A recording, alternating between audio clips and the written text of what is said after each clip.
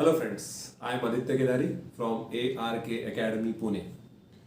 आज जो टॉपिक मैं डिस्कस करने वाला हूँ वो है यूपीएससी या एमपीएससी हो या जुडिशरी की एग्जामिनेशन हो, किसी भी तरीके का अगर आपको कॉम्पिटिटिव एग्जामिनेशन की प्रिपरेशन करनी हो तो देयर हैव सर्टेन टिप्स मैं आज देना चाहता हूँ सभी बच्चों को, सभी दोस्तों को जो कॉम्पिटिटिव एग्जामिनेशन की प्रिपरेशन कर रहे हैं या करने की सोच रहे हैं। So I am giving certain tips. तो ओवरऑल मैं 10 टिप्स देना चाहूँगा। सबसे पहली टिप तो ये है कि आपको जब कभी भी फिजिकली और मेंटली प्रिपेयर होना होगा, because when you are preparing for UPSC, MPSC, judiciary, कोई भी कॉम्पिटिटिव एग्जामिनेशन हो तो आपको सबसे पहले मेंटली प्रिपेयर होना बहुत ज़रूरी होता है। और मेंटल प्रिपरेशन का मतलब ये नहीं कि मैंने डिसीजन ले लिया कि अब मैं इस एग्जामिनेशन की प्रिपरेशन करने वाला हूँ। इसका मतलब ये है कि आपको बहुत पेशेंस रखना होगा। कई बार बच्चों को लगता है कि मेरे में पेशेंस है, डिटर्मिनेशन है, मोटिवेशन है, बट जब उस प्रिपरेशन की हम शुरुआत करते हैं कई बार फेलियर्स फेस करने पड़ते हैं। That time you have to be very stable, क्योंकि घर का प्रेशर होता है, दोस्तों के हमारे आगे जो दोस्त हैं जॉब करने चालू स्टार्ट कर देते हैं, किसी की शादियां हो जाती हैं, तो कई बार हमारा फोकस इधर उधर होता रहता है। You have movies and social media और इंटरनेट, सो सारी चीज, डिस्ट्रैक्शन बहुत सारे हैं। तो जब आप मेंटली में जब प्रिपेयर बोलता हूँ तो ये सारे एट्रीब्यूट्स उस इंसान के अंदर, उस पर्टिकुलर कैंडिडेट के अंदर होने चाहिए, क्योंकि ये एक लॉन्ग टर्म प्रोसेस है।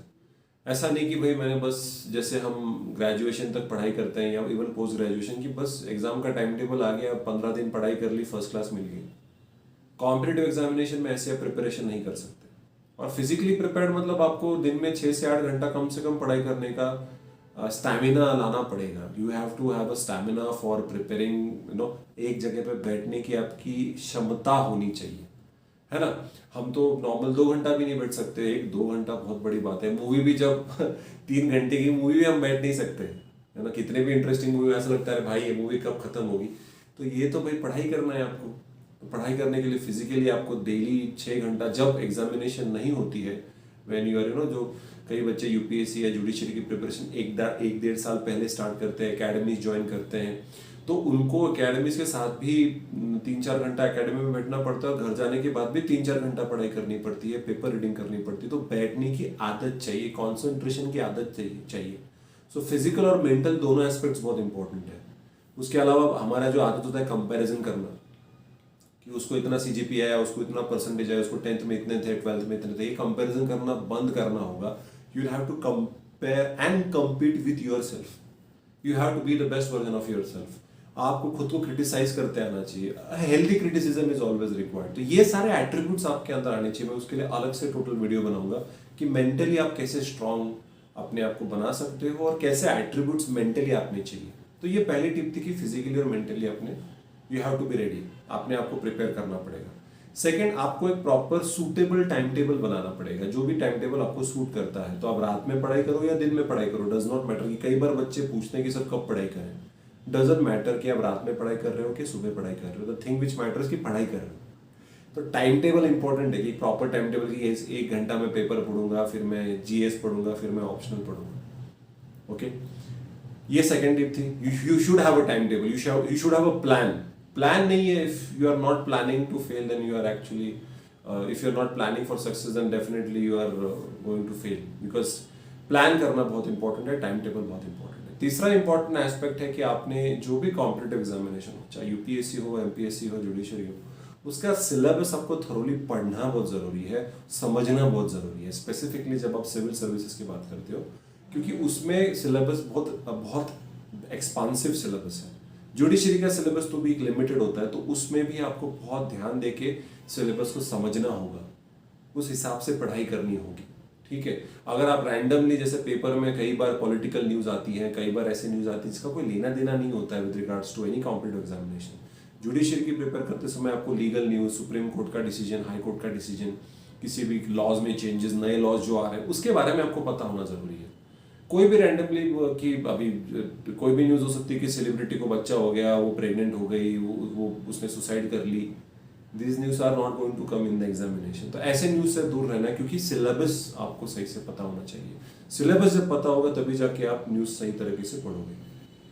उसके बाद चौथी टिप मैं ये देना चाहता हूँ, after studying the syllabus properly, जो उसके बेसिक किताबें होते हैं, जैसे यूपीएससी एमपीएससी में एनसीईआरटीज होते हैं, एग्जाम्पल ले लेते हैं, तो वो थोरोली आपको एनसीईआरटीज पता होने चाहिए, जिसके लिए हम अभी एक फाउंडेशन कोर्स लॉन्च करने वाले हैं 25 जुलाई से। ठीक है, उसके बाद अलग अलग बैचेस हम कॉम्प्रिहेंसिव लॉन्च करेंगे, डिपेंड्स कि हर साल हमारी डेट अलग होती है, बट नॉर्मली जून जुलाई में हम बैच स्टार्ट करते हैं फाउंडेशन की। तो फाउंडेशन बैच में तो हम पूरे एनसीईआरटीज कवर करेंगे, उनको कैसे पढ़ना है, उनके एमसीक्यूज या उनके क्वेश्चंस कैसे सॉल्व करने, वो सब हम बच्चों से करवा के लेंगे फाउंडेशन कोर्स में। अगर आप नहीं करना चाहते कोई एकेडमी ज्वाइन, तो आप खुद भी पढ़ सकते हो, लेकिन कोई ना कोई आपको इवेल्युएट करने वाला इंसान बहुत जरूरी है। आप खुद ही पढ़ाई कर रहे हो, आपको पता ही नहीं चल रहा कि आप सही पढ़ रहे हो गलत पढ़ रहे हो, जो भी कंसेप्चुअल क्लैरिटी हुई है वो सही है गलत है। बच्चे यूट्यूब पे रिलाई करते हैं या बच्चे किसी भी ऑनलाइन फ्री सेशन पे रिलाई करते हैं। रिमेंबर, एक बात याद रखिए, ये दुनिया में there is nothing such as free lunch. YouTube पे भी जो डालते हैं, मैं भी जो अभी वीडियोस डाल रहा हूँ, बच्चों की मदद ही करना चाहता हूँ, लेकिन मैं यूट्यूब में पढ़ा नहीं सकता। मैं माइन्यूट आपको इन्फॉर्मेशन दे सकता हूँ, डिटेल इन्फॉर्मेशन मैं यूट्यूब पे नहीं दे सकता, ये बात समझिए। So please don't go for those free sessions, क्योंकि वो वैसे भी इतने हेल्पफुल नहीं होते, ऊपर ऊपर से बताते हैं। ये हो गया आपका नेक्स्ट स्टेप। उसके अलावा आफ्टर अंडरस्टैंडिंग द एनसीईआरटी, आपको प्रॉपर जब आप पढ़ते हो तो आपको शॉर्ट नोट्स बनाने हैं। कई बार मैं देखता हूँ बच्चे जब पढ़ते हैं तो सर हम नोट्स बनाएं क्या, तो लिटरली वो छाप देते हैं, पूरी की पूरी किताब अपनी किताब में लिख निकालते हैं। You have to make short notes, ताकि आपको बाद में रिवाइज करने में आसानी हो। वही चीज लिखिए जो आप याद नहीं रख सकते, क्योंकि इतना बड़ा सिलेबस होता है। जो जुडिशरी की बात करते हैं, आईपीसी है, सीआरपीसी है, सीपीसी है, इंडियन कॉन्ट्रैक्ट एक्ट है, इतने सारे कायदे, कितना लिखते रहोगे? शॉर्ट हैंड नोट्स रहेंगे तो आपको आसानी जाएगी याद रखने के लिए। Similarly applies to UPSC MPSC, कि आप जब शॉर्ट हैंड नोट्स बनाते हो तो आसानी जाती है। उसके बाद की जो टिप है वो है आंसर राइटिंग स्किल्स डेवलप करना। कई बार मैंने देखा है बच्चे प्रीलिम्स की प्रिपरेशन करते हैं, चाहे जुडिशरी हो या सिविल सर्विसेज हो, प्रीलिम्स की पढ़ाई करते रहते हैं, they never ever try for answer writing. Prelims में फेल हो जाएंगे, उसके बाद टेस्ट सीरीज ज्वाइन नहीं करेंगे, फेल होने की वजह से डिमोटिवेट हो जाते हैं। क्यों मेंस की पढ़ाई करें? अरे बाबा, प्रीलिम्स कल पास भी हो जाओगे तो मेंस में फेल हो जाओगे। यूपीएससी या judiciary is not about prelims, it is about the mains where you have to write the whole answers. आपको सारे आंसर्स लिखने जरूरी है। आंसर राइटिंग अगर नहीं आती आपको तो टेस्ट सीरीज ज्वाइन कीजिए, हम प्रोवाइड करते हैं। सोशियोलॉजी ऑप्शनल टेस्ट सीरीज है, जीएस की टेस्ट सीरीज है, जुडिशरी की टेस्ट सीरीज मैंने लॉन्च करी रखी है, जिसको किसी को भी अगर इंटरेस्ट हो तो आप टेस्ट सीरीज लगाइए। आपके आंसर राइटिंग स्किल होना बहुत जरूरी है, because you are competing with the best. आपके साथ जो बच्चे पढ़ाई कर रहे हैं वो उनको फुल टाइम वही काम कर रहे हैं। कोई आप में से कोई जॉब कर रहा होगा, कोई ग्रेजुएशन कर रहा होगा, या ग्रेजुएशन के बाद उसके अलावा कोई पोस्ट ग्रेजुएशन कर रहा होगा। ऐसे बच्चे हैं जो 12-12 घंटे दिन रात वही कर रहे हैं, समझ रहे हो? तो आप भी अगर उनमें से हो तो आंसर राइटिंग करना जरूरी। बस पढ़ के या सोशल मीडिया की वजह से क्या हुआ है, इंटरनेट की वजह से लिखने की प्रैक्टिस ही छूट गई है, और 2-3 साल लॉकडाउन की वजह से कुछ लिखा ही नहीं गया, सब कुछ ऑनलाइन ही चल रही दुनिया। आंसर राइटिंग की तो प्रैक्टिस ही छूट गई है। सब कुछ ऑफलाइन होने के बाद बच्चे डर गए कि अब देखो रिजल्ट आएंगे सेमेस्टर, जब जहां जहां ऑफलाइन एग्जाम्स होंगे बच्चे फेल होने वाले हैं, क्योंकि एमसीक्यू में गूगल करके चीटिंग कर पा रहे थे, गूगल पे चर्चा कर पा रहे थे, 9-9 10-10 उनका सीजीपी आ रहा था। अब देखो ऑफलाइन में क्या हुआ, कितना सीजीपी आया था देखते हैं। सो जरूरी है कि शॉर्ट हैंड नोट्स सीखना, आंसर राइटिंग करना बहुत जरूरी है। उसके अलावा जो मैं एट टिप देना चाहता हूं वो है प्रीवियस ईयर क्वेश्चन पेपर्स को पढ़िए।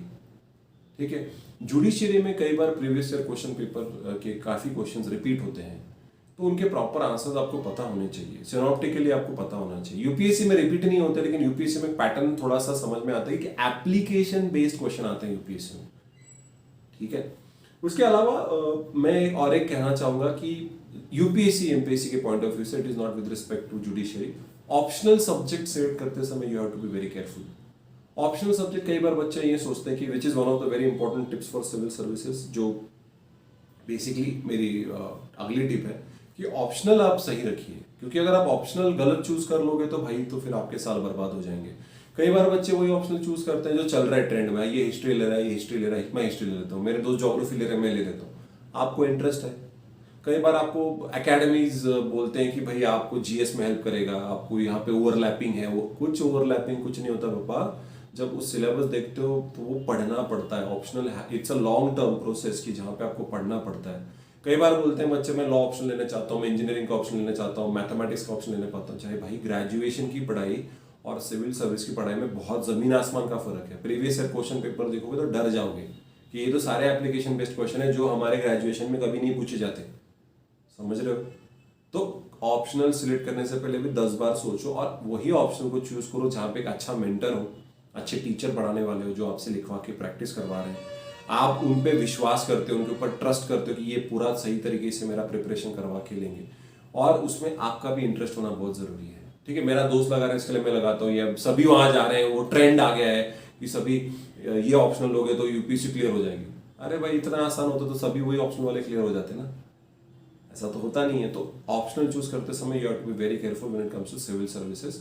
आप जो भी मुझसे कभी भी कांटेक्ट कर सकते हैं, यहाँ पे मेरा नंबर है, आप मुझे कॉल कर सकते हो, वीडियो या इस वीडियो के कमेंट सेक्शन में भी डाल सकते हो कि सर मैं कौन सा ऑप्शन लो, आपको क्या कहना है। तो you can contact me, you can call me, you can message me कि सर क्या करें, समझ रहे हो, क्योंकि ये बहुत इंपॉर्टेंट है, क्योंकि वहां गड़बड़ कर दी तो गलत हो जाएगा। जुडिशियरी में कोई सवाल ही नहीं उठता, जुडिशियरी में तो फिक्स सिलेबस होता है, ऑप्शनल का तो कोई झंझट नहीं होता। जो लॉ के सब्जेक्ट है वो तो आपको ठीक से करने ही होंगे और उसके लिए अच्छी किताबें पढ़नी होंगी। जिस you can't just rely on the bare act, आपको उसके प्रॉपर किताबें, स्टैंडर्ड किताबें पढ़नी होंगी। ठीक है, you have to stick to your standard books, क्योंकि ये अनदर टिप है, you have to stick to your standard book, क्योंकि भाई आप अगर कोई भी रैंडमली किताब पढ़ोगे तो भाई आप मिसगाइड हो जाओगे। ओके, तो जुडिशियरी की केडी गौर हो गया, मुल्ला हो गया, टाकवानी हो गया, केड़कर हो गया, लॉ की जो किताबें हैं वो पढ़नी होंगी आपको। उसी जगह पे यूपीएससी में बिपिन चंद्रा, लक्ष्मीकांत, रमेश सिंह, एनसीईआरटी, ये पता होना चाहिए। उसके अलावा न्यूज़पेपर में द हिंदू तो मैं भाई दोनों को रिकमेंड करता हूँ, क्योंकि उसमें काफी न्यूज जो होती है वो गवर्नमेंट रिलेटेड होती है, उसमें टाइम पास कम होता है, बोर होता है, लेकिन या that is the main paper for any kind of competitive examination. Okay, उसके अलावा जो आखिरी मैं बताना चाहूंगा वो ये है कि आपको रिवीजन करना बहुत जरूरी है। बच्चे एक बार पढ़ते हैं चले जाते हैं, 2 बार पढ़ लेते, revision revision revision revision. Okay, this is the Mantra for success. वही किताबें आपको बार बार पढ़नी है, रिवाइज करनी है, और आपको शॉर्ट हैंड नोट्स बना के उनको बाहर में मगअप करना पड़ेगा, क्योंकि बहुत सारा डेटा मगअप करना पड़ता है। जुडिशरी हो, यूपीएससी हो, मगअप तो करना पड़ेगा आपको। कंसेप्चुअल क्लैरिटी भी आपको होनी चाहिए, उसके लिए होने के बावजूद रिवाइज करना है, क्योंकि ये डिस्क्रिप्टिव पेपर्स है। एमपीएससी भी अभी, महाराष्ट्र पब्लिक सर्विस कमीशन की सिविल सर्विसेज भी अभी डिस्क्रिप्टिव हो गई है, तो उसमें भी आपको ऑप्शनल चूज करना पड़ेगा, उसमें भी आंसर राइटिंग करनी पड़ेगी। इट्स अ गोल्डन अपॉर्चुनिटी, पहले 2 अटेम्प्ट में निकल जाएगा एमपीएससी, क्योंकि आसान पेपर्स आएंगे। पर उसमें भी अगर आप गड़बड़ कर दोगे, आंसर राइटिंग प्रैक्टिस नहीं करोगे, तो it will be very difficult for you to go forward and understand the proper कैसे क्रैक नहीं हो रहा है, क्योंकि आप लिख नहीं रहे हो, और उस लिखने के लिए रिविजन जरूरी है। एमसीक्यू तो है नहीं कि आंसर दिख जाएगा, 4 में से 1 सिलेक्ट करना है, डिस्क्रिप्टिव में लिखना पड़ता है, लिखने के लिए रिविजन करना इंपॉर्टेंट है। So that was my last tip to each and every student out there for cracking this particular any kind of competitive examination. Revision नहीं करोगे, अभी आईबीपीएस की बात करते हैं, बैंकिंग एग्जाम्स होते हैं, उसमें मैथमेटिक्स की प्रैक्टिस प्रैक्टिस प्रैक्टिस प्रैक्टिस के बिना कुछ नहीं हो सकता। You have to keep practising, इसीलिए that is the reason why it is called as competitive examination. यहाँ पे सब आपकी कॉम्पिटिशन है, समझ रहे हो, तो you have to be one step ahead than rest of the candidates, otherwise आपको तो पता है सक्सेस रेशियो बहुत कम होता है, चाहे वो नेट सेट हो, चाहे वो चाहे यूपीएससी हो, एमपीएससी हो, जुडिशरी हो, you have to be one step ahead. So those were some of my tips. उसके अलावा अगर आप कोई भी गाइडेंस चाहते हैं, हम नए बैचेज लॉन्च करने वाले हैं 25 को, तो मैं बता रहा हूँ फाउंडेशन कोर्स लॉन्च करने वाला हूँ यूपीएससी पे, जहाँ पे सारे एनसीईआरटीज कवर किए जाएंगे। उसके अलावा जुडिशरी की बैच भी स्टार्ट करने वाला हूँ 1 अगस्त से। अगर सिर्फ किसी को सिविल प्रोसीजर कोड करना है तो उसके लिए भी आप आ सकते हो। कॉन्स्टिट्यूशन पढ़ाने वाला हूँ, कॉन्स्टिट्यूशन, इंडियन कॉन्स्टिट्यूशन के लिए भी आपको ज्वाइन करना है तो वो भी ज्वाइन कर सकते हो। तो काफ़ी सारे बैचेस हम लॉन्च कर रहे हैं, ऑप्शनल बैचेस लॉन्च कर रहे हैं, सोशियोलॉजी है, पब्लिक एडमिनिस्ट्रेशन है, फिलॉसफी है, ज्योग्राफी है, लॉ है। तो हमारे पास काफ़ी एक्सपर्ट टीचर्स हैं, जिसका ओरिएंटेशन सेशन में अगले मंडे पे लेने वाला हूँ। तो अगर आप उस ओरिएंटेशन सेशन में भी अगर आप ज्वाइन करना चाहते हो तो आप डेफिनेटली मुझे कॉन्टैक्ट कर सकते हो। मेरा नंबर नीचे दे रखा है, तो आप उसमें ज़रूर मुझे मैसेज करें, कॉल करें, बिल्कुल डरिए मत, मैं आपको हेल्प करने के लिए यहाँ पे बैठा हूँ। So that was about the video guys. I hope आपको मेरा वीडियोस अच्छे लग रहे हो। अगर आपको कोई सजेशन है, अगर आपका कि वीडियोस में कोई दूसरा टॉपिक मैं कवर करूं, तो मुझे डेफिनेटली आप मुझे बताइए, मैं अलग अलग टॉपिक कवर करना चाहूँगा। डेफिनेटली आपको अगर वीडियो अच्छा लगे तो लाइक कीजिए, शेयर कीजिए, एक कॉन्फिडेंस आता है। सब्सक्राइब कीजिए चैनल को, कि जब आप सब्सक्राइब करते हो इट जस्ट शोज दैट आप मेरा कंटेंट पसंद कर रहे हो, तो it gives motivation to make more and more videos. So thank you so much for your support. Until my next video, I'm Aditya Kedari signing out from ARK Academy. Thank you and take care.